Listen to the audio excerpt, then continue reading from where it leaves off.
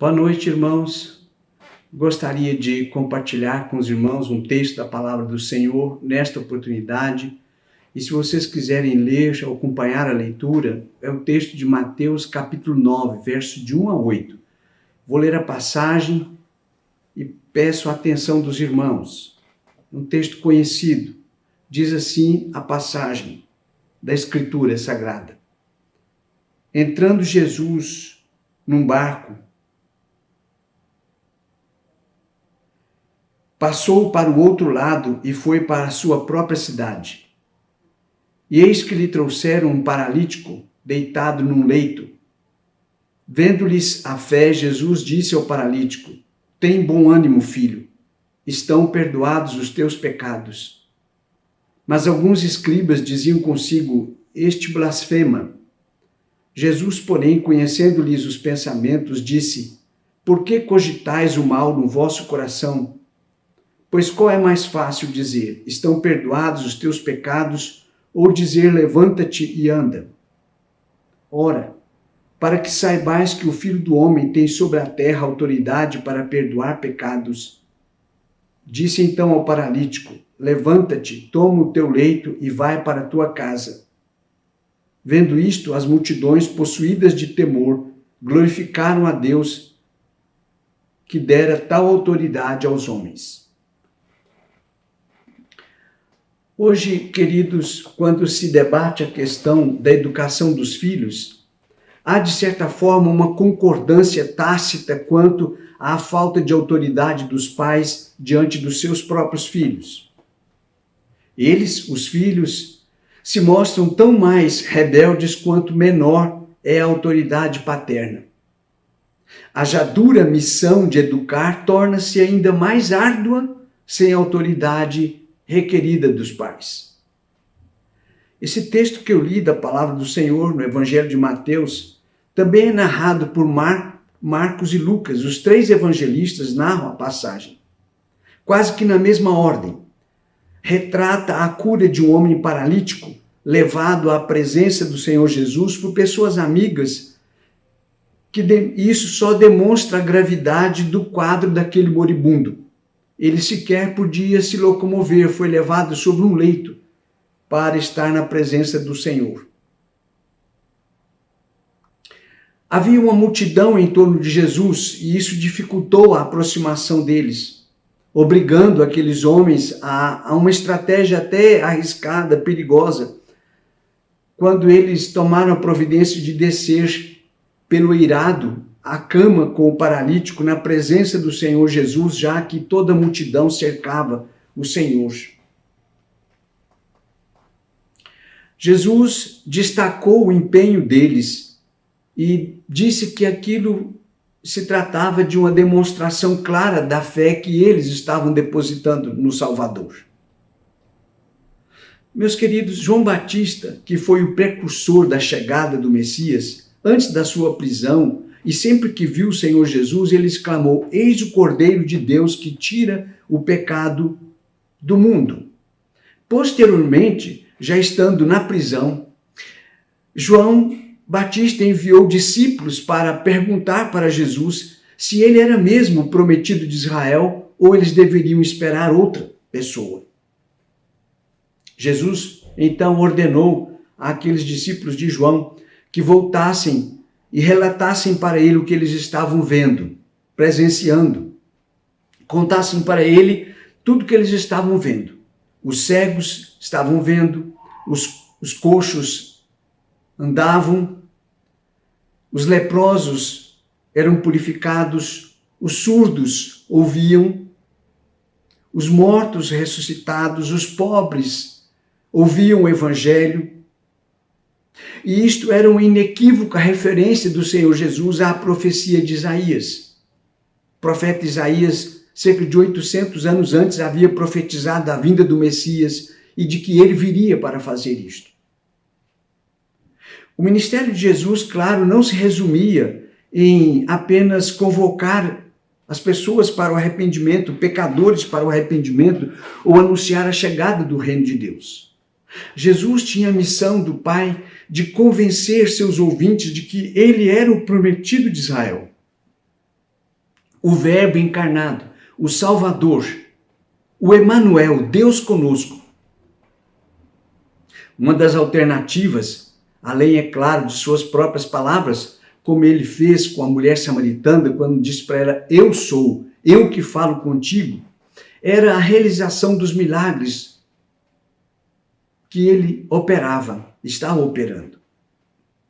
Não simplesmente uma demonstração de poder, mas, sobretudo, uma confirmação da sua autoridade divina, ou seja, as obras que ele realizava, somente alguém que viesse da parte de Deus poderia fazer. Logo que ele proferiu o sermão do monte, chamado Sermão do Monte, descendo do monte, ele encontrou uma multidão que o aguardava para ver e ouvir tudo o que ele faria e falaria para os homens.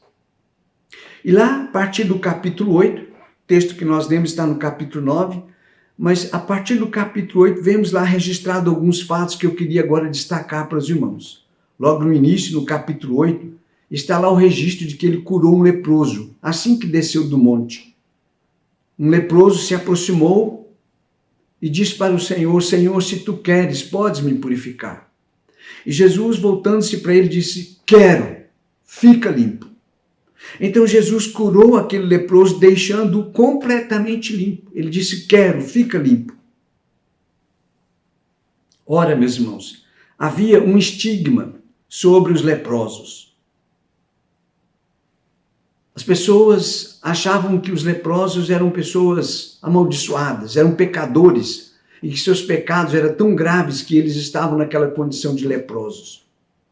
Mas Jesus disse para ele, quero, fica limpo. E imediatamente aquele homem ficou completamente limpo da sua doença, da lepra. Logo depois, Jesus acalmou a tempestade. Ele deu ordens ao mar e aos ventos. Ele disse, acalma-te. E as pessoas admiradas exclamaram, quem é este que até ao vento e ao mar dá ordens? Só o Criador poderia reivindicar tal poder, dando ordens para a natureza. Logo depois, Jesus liberta um endemoniado gadareno, dando ordens aos demônios para se retirarem. E as pessoas ficaram tão assustadas, tão apavoradas com o que tinha acontecido, os demônios saindo daquele homem e entrando nos porcos, que logo se atiraram no mar. Essas pessoas correram na cidade, contaram tudo o que tinha acontecido e os moradores daquela região voltaram e disseram para Jesus se retirar. Tão apavorados eles ficaram com o poder que Jesus demonstrou, dando ordens para os demônios. Logo em seguida, então, vem esse texto do capítulo 9 que eu acabei de ler, a cura do paralítico de Cafarnaum. Quando Jesus diz para aquele homem, levanta, toma o teu leito e vai para casa. Mas essa ordem de Jesus para aquele homem era absolutamente secundária em relação à demonstração de poder que antecedeu essa palavra de Jesus, que foi, estão perdoados os teus pecados. Essa palavra de Jesus, estão perdoados os teus pecados, deixou aqueles homens que ali estavam indignados, inconformados. Eles não concordaram com o que o Senhor Jesus tinha feito, dando aquela orientação para aquele homem. Toma o teu leito e vai para a tua casa. Ou melhor, dizendo para eles, estão perdoados os teus pecados. O que nós temos nesse texto, meus irmãos, quando Jesus faz isto? Não se tratava de uma recompensa do Senhor pelo esforço e a fé demonstrada por aquele paralítico e por seus amigos que o levaram na presença de Jesus. Era a reivindicação de sua própria divindade. Não simplesmente autoridade, mas sua divindade. Somente Deus poderia perdoar pecados. Meus irmãos, quando há uma investigação criminal para deslindar um crime, para esclarecer um crime complexo, os policiais peritos procuram informações para identificar a autoria, principalmente naqueles dados que apontam para uma única possibilidade, do tipo, só aquela pessoa tinha essa informação. Só aquele indivíduo poderia ter praticado esse ato. E essa é a linha de investigação que acaba levando os peritos à identificação da autoria. Algo que uma pessoa só poderia fazer aquilo, cometer aquele ato. E aqueles homens, quando viram Jesus, ouviram Jesus dizendo, estão perdoados os teus pecados, eles ficaram indignados porque eles não acreditavam que Jesus podia fazer aquilo. Ali naquele momento haviam pessoas que também eram autoridades religiosas, doutores, escribas, fariseus. E eles tinham essa certeza. Eles estavam convencidos de que só Deus poderia perdoar pecados. Por isso ficaram murmurando entre eles, acusando Jesus de estar blasfemando. Mas o Senhor Jesus fez aquilo que só Ele podia fazer. Naquela hora, dizer àquele homem, estão perdoados os teus pecados. A missão de Deus, ou a missão que Deus entregou a Jesus, não poderia ser consolidada jamais, sem que as pessoas convencessem ou ficassem convencidas de que Ele era o Verbo encarnado, o Deus encarnado, o Messias, o prometido de Israel, o Emanuel. Não era suficiente, ou não é suficiente, que as pessoas saibam que Jesus Cristo tem poder, que Ele é bom, ou que Ele tem compaixão dos necessitados. É fundamental que saibam que Ele é o Verbo encarnado, o Emanuel, o Deus conosco, o próprio Deus. Muitos são aqueles que veem Jesus como filho de Deus, como eles próprios mesmos também se acham filhos de Deus. Mas nunca o veem como Verbo encarnado, como o Emanuel, o Deus conosco, o Salvador.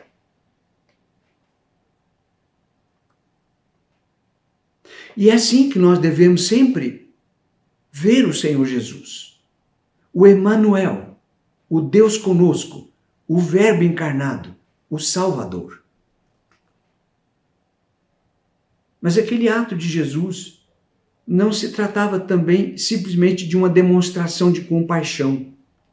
Era manifestação da sua graça divina.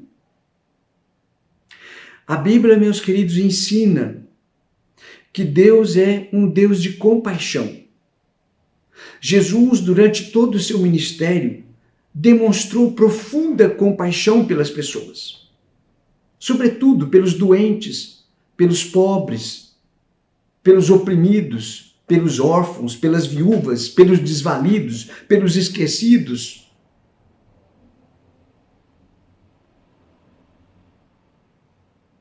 Ele sempre demonstrou compaixão.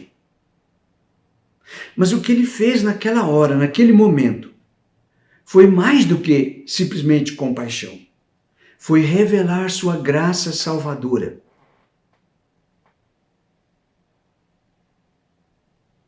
Se não, vejamos, Jesus poderia simplesmente curar aquele homem e, tendo compaixão dele, dizer para ele tomar seu leito e ir para casa. E ele, com certeza, já teria motivos para sair dali pulando de alegria, exultante de alegria, por ter sido curado. Mas Jesus fez mais do que isto. Jesus revelou sua graça salvadora. Ele perdoou.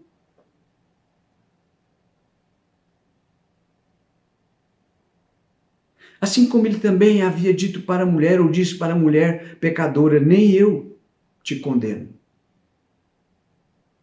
Vai e não peques mais. Jesus perdoou aquele homem e revelou sua graça salvadora na vida dele.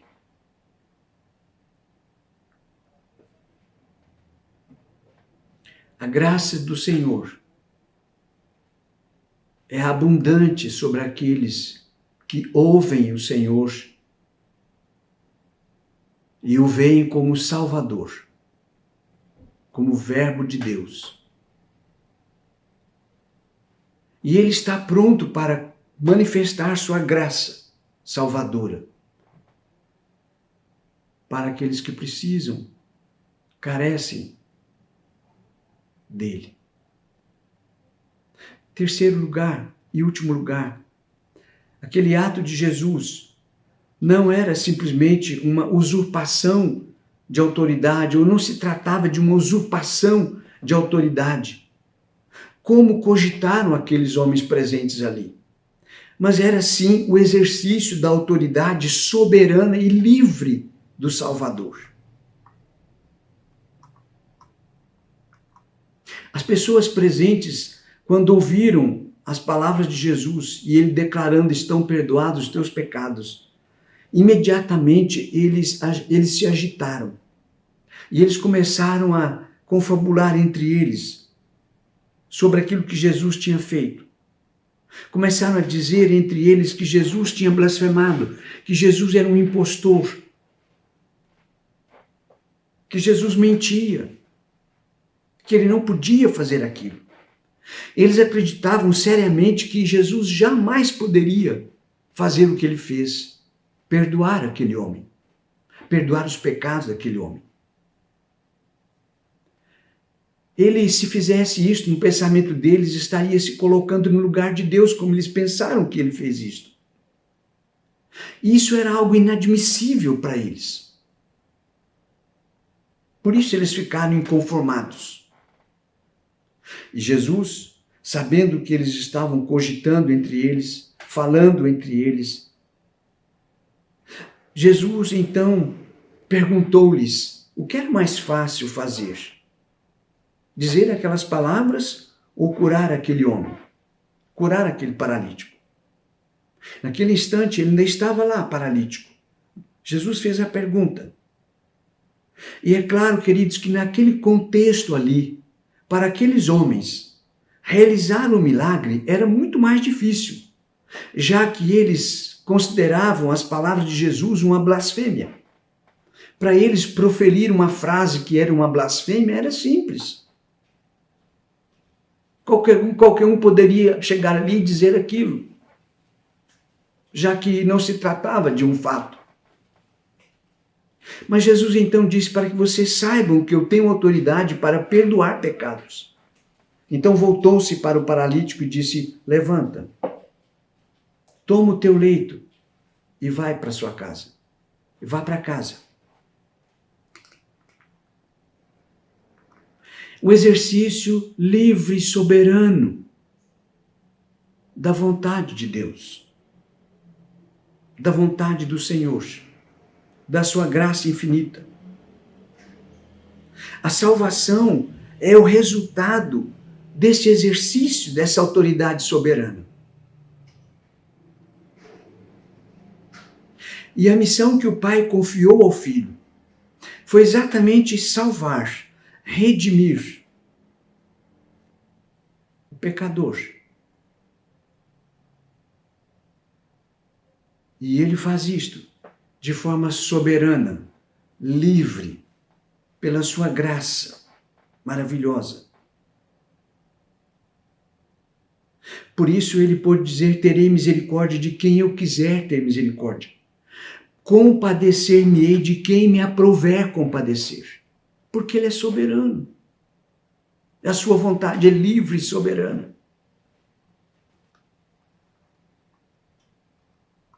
Há um texto, meus irmãos, na Epístola aos Hebreus, e até repetido pelo menos por 3 vezes na Epístola aos Hebreus, que é aquele texto que diz: se hoje ouvirdes a voz do Senhor, não endureçais os vossos corações.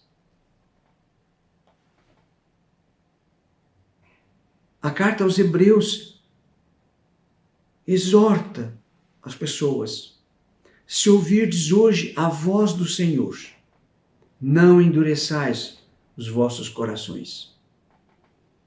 Mas o que mais temos hoje São pessoas com o coração endurecido, fechado para a palavra do Senhor.